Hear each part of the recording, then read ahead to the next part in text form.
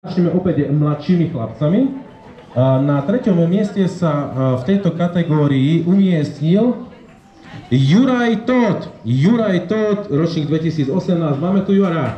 Áno, je tu. Veľký potlesk pre Juraja Tótha. Gratulujeme.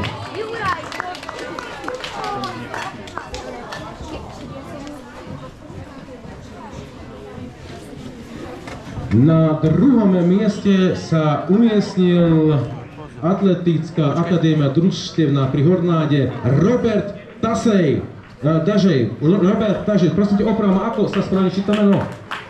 Tašej, dobre to hovorím. Takže Robert Tašej, 2. miesto, veľký potlesk pre Roberta.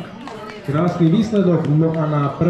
mieste sa dneska neumiestnil nik iný ako so štartným číslom 88 a je to Tomáš Kulič. Tomáš Kulič, 1. miesto.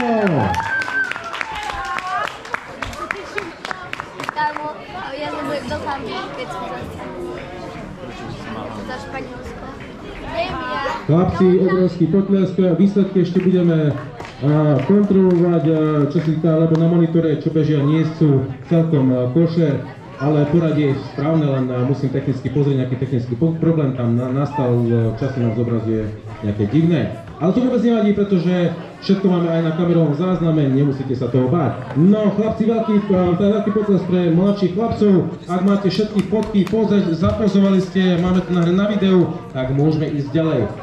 A ideme k chlapcom juniorom, to sú trošku starší a máme tu športovcov a mená, ktoré sú už aspoň pre mňa známe. Takže na 3. mieste sa umiestnil Tony Gumáň. 3. miesto Tony Gumáň, gratulujeme. Na 2. mieste tu máme španielskú vlajočku, ak správne vidím, a je to Tomáš Martin Varholák Rodriguez. Veľký potlesk pre nášho pretekára, ktorý obsadil 2. miesto.